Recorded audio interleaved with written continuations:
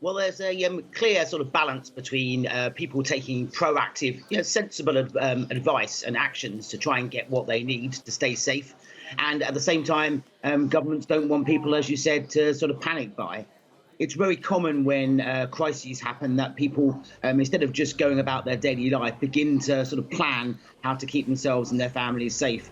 And I think what we're seeing is a balance between people trying to not get over anxious, but at the same time, they're trying to prepare for what might be a difficult situation.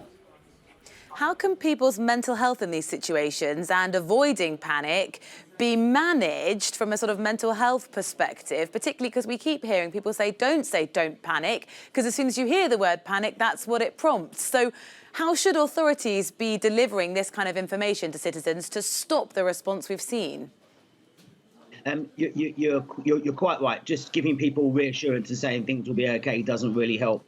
What seems to help the most at these sort of times is to give people the facts rather than to give them speculation or uncertainty. So I think certainly in the UK, where I am, Public Health England and our NHS and our government have some really credible websites and sources of information that actually tell people, as best as anyone knows, what's going on. And what certainly people should be doing at the moment is to rely on those authorities to give the factual information rather than worrying about what the media are saying or what the local person down in the cafe is telling them, because only with good facts can people make sensible decisions. A little bit later in the programme, we're going to be hearing about how a social media hashtag's been used by people in Ireland to try and give support to people who have self-isolated.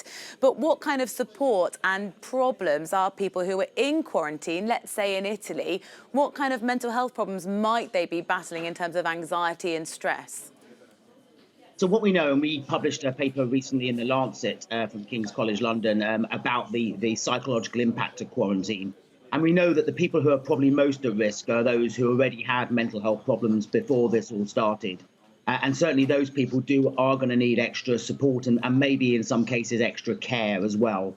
But we know that actually if quarantine's done well, and by that I mean if people have the right resources, they get the right information, they're not financially worse off as a result of it, then actually it's unlikely to have long-term impacts. But if it's done badly, if people don't get the information, they're financially worse off, and if they're left without the necessary supplies, then actually we do know that quarantine can have some longer-term impacts.